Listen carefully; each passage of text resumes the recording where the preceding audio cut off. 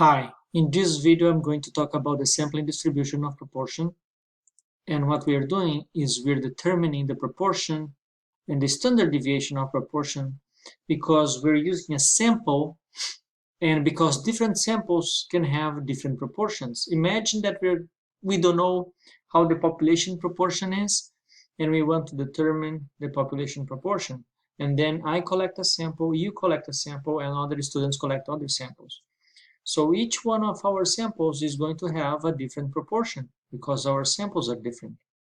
And because of that, then we have a distribution of these proportions because they vary. And because they vary, we're going to have a deviation. So this is the reason we have a proportion computed in the sample and a standard deviation. Okay? So let's understand what this sampling distribution of the proportion is. This is like the process to make inferences about a population proportion. For example, again, we don't know what the population proportion is. We don't know anything about the population. So in order to get information about the population, what we do is we get a sample and we collect data from the sample, and this data provide a value for the sample proportion, which is denoted by P bar. P bar means sample proportion. So we use this sample proportion value to make inferences about how the population is, okay? Because we're using a sample, we're going to have a sampling distribution of the sample proportion, okay? And this is the probability distribution of all possible values of the sample proportion. This sampling distribution is composed of two aspects, two components. The expected value of the sample proportion, which is denoted by this expected value of sample proportion, is equal to the population proportion. So if we know the population proportion, this is what the sample proportion will be. And if we get a sample and we obtain the sample proportion, this is what the population proportion will be. So they are both same values as we demonstrate in statistics, okay? The other component, so the first component is expected value, expected sample proportion. The second one is the standard deviation of the sample proportion. And we have to compute the standard deviation of the sample proportion using one of these two formulas: the finite population formula or the infinite population formula. If you look to these two formulas, you see that they are very similar. This part of the formula is equal to this part of this formula. So the only really difference between these two formulas is this part here, which which you say that is the finite population correction factor.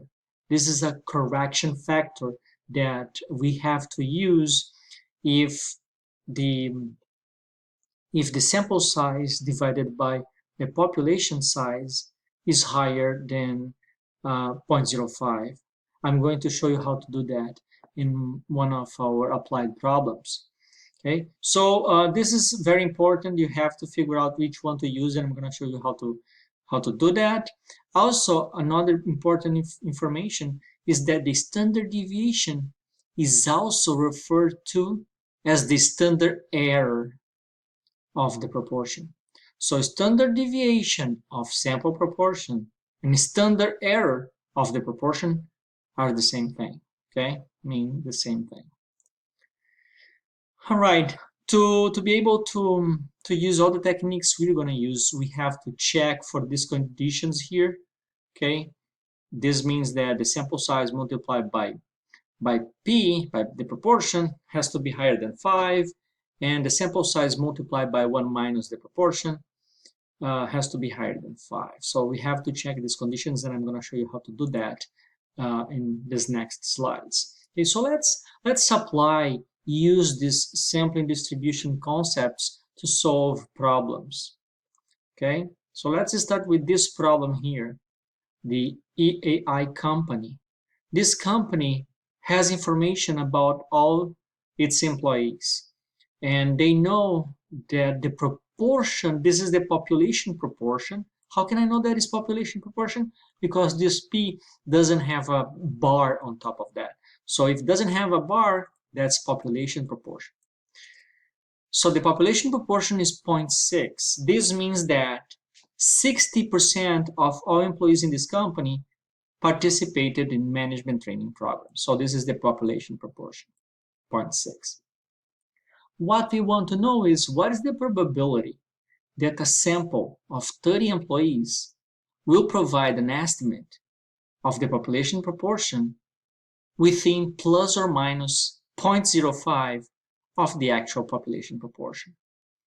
So we want to know what's the probability that a sample of 30 employees will be able to provide an estimate of this proportion, and we're giving a plus or minus 0.05 like buffer for this proportion.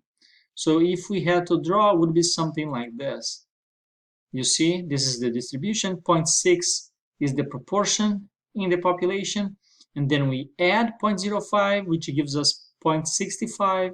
We subtract 0.05, which gives us 0.55. So what's the probability that a sample will provide an estimate of the population proportion that is between these two values? So this is what we are doing. And most of the problems in chapter 7 are talking about when we refer to pop proportion. Okay, so to solve these problems, these are the steps that you have to take. First, step number 1, check the conditions to see if the data match the requirements to use the normal distribution. So what conditions are those? If you get n multiplied by p has to be higher than 5, n multiplied by 1 minus p has to be higher or equal to than 5. So if you're doing on by hand, this is what you should be doing. So step number 1, check if n multiplied by p is higher or equal to 5, and n multiplied by 1 minus p is higher or equal to 5. Okay, so this one, how much is the sample size? Sample size is 30. That's this part here. Proportion is 0.6. So this is equal to 18. So 18 is higher than 5. So, okay, this condition was met. Now let's take a look at this one. So the sample is 30 multiplied by 1 minus 0.06. That's 30 multiplied by 0.4, which is equal to 12. 12 is higher than 5. So, okay, that's a true condition. Both conditions match. Now we can move on to the next step. So let's take a look at the next step. Step number 1 is this. That's the same thing I just did by hand. That's on my slides. Now the step number 2 is calculate the sample size over the population size. Small n is sample size, big N is population size. So we compute that to determine if we need the correction factor. We have to do this step to decide which one of these two formulas you have to use. Okay, so let's go back to here. If this resulting number is higher than 0.05, then you can use the infinite formula, this one. If it is higher than 0.05, I'm sorry, if it is smaller than 0.05, you use this. If it is higher than 0.05, you use this. Okay, so let's do this by hand, and then I go back to my slides. So step number 2 is sample size divided by the population size. Let's wait. Okay, so that's what we have to do. How much is the sample size? 30. How much is the population size? 2500. So this division is equal to 0.012. Okay, this is smaller than 0.05, right? So because it is smaller, then I use the infinite formula. Okay, So this is step number 2. If the problem doesn't give you the population size, then you use the infinite formula, okay? If the problem doesn't give you the population size, you go directly and use the, you go ahead and use the infinite formula, okay? And here you have the explanation. Because the sample is less than 5% or 0.05 of the population size, we ignore the finite population correction factor and can use the infinite formula, which is this one, and this is step 3. So doing by hand, you can move on to step 3. Step 3 is compute the standard error of the sample proportion, which is equal to P 1 minus P divided by N. So this is going to be equal to 0.6 multiplied by 1 minus 0.06 divided by 30. Okay, and if we compute that, the resulting number is 0.0894, and that's the same thing we have here. Okay, this is step 3. So we can move on to step 4. Step 4, we have to compute the upper and lower endpoint of the interval. How we do that? We get the proportion 0.6, and we add the desired value, which is 0.05. Both are given in the problem. So the upper endpoint is 0.65. We do the same thing for the lower endpoint, which is proportion 0.6 minus 0.05 is equal to 0.55. Okay. So if I do by hand, this is step 4, is 0.6 plus 0.05, 0.65. Step 5, 0.6 minus 0.05, then I have 0.55, okay? And this, if we plot, that would be something like this.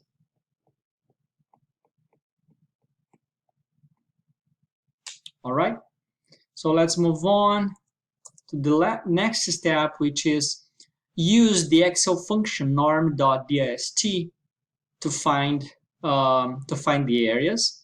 So this is the formula. You implement this in Excel and you get this number. The same thing. This is for the upper endpoint, 0.65. Then you do that to the lower endpoint, which is 0.55. Okay. So you do for each one of this, and then you get these resulting numbers here. So if I have to do by hand, then step 6 would be use the norm function like I just showed you in Excel. Oh, I'm sorry, in the slides. You do the same thing for the lower endpoint. You do for the upper endpoint, do for lower endpoint. And I'm going to show you how to do that in Excel in the next video, okay? This one is just to show you the process, doing by hand, or my Excel, my slides have all these steps, okay? So you do that, you get these areas, and then the last step is subtract one from the other, and you get the final answer. So if you have to do by hand, then remember you are doing this in Excel, and then you would get the numbers, the same numbers I have here, which is 0.7120 and 0.2880. Okay, and then now the last step is subtract one from the other. That's step 8. If you subtract, that's the final answer. So if you subtract these two numbers, if you subtract them, then the resulting number will be 0.4240, and that's the final answer. Okay, so this is how you solve a problem like this, and many problems in our homework assignment is similar to those, like what's the probability that a given interval will have an estimate for the population proportion. Okay, the next video show you how to implement all this in Excel. Okay, bye.